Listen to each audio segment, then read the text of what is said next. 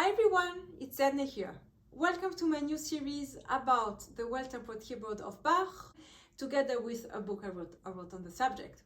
So these videos are here to give you a little taste of what's coming and also to help you find your way and understanding, how it's written, how to approach these pieces and how to interpret them.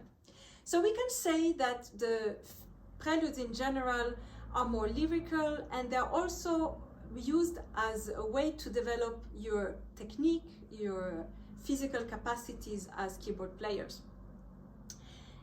They were conceived like that. But the fugues are always conceived from a material that has to repeat through all the voices, as I said in fugue number 1. And they have, for example, in fugue number 2, it's again very much connected with the affect. So I talked about the effect in prelude and fugue number 1. Always, before you start the piece, you have to think, what do you believe is the effect of the piece? And the effect is basically a result of the tonality. And so we saw that the tonality of C minor is tragic.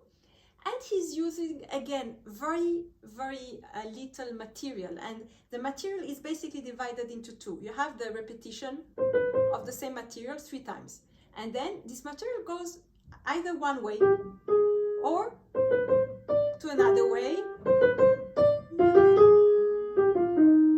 until it goes to the 3rd place and to the resolution. And so the idea is you have one part of the theme material which keeps repeating and one part which keeps changing.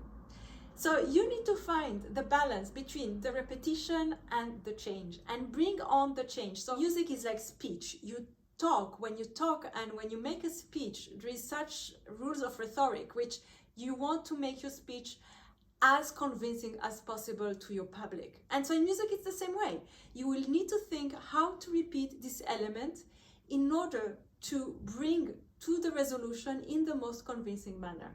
So, you can try to think about this in terms of crescendo, because piano has this amazing possibility of doing crescendo,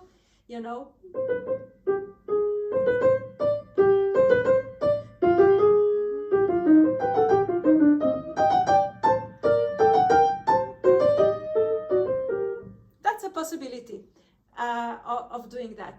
Now, another point which I haven't discussed in fugue number 1 is how a fugue is always conceived from parts which state the theme, like what I said now, I did now the theme in the alto voice and then the theme in reply in the soprano voice. But these themes are always divided after that by parts which you call intermediary sections. And these intermediary sections are supposed to smooth things down. So if there is a lot of tension, and there is a lot of tension in the fugue number 2, the intermediary section is there to smooth and to relax a little bit the tension. So for example, as it continues,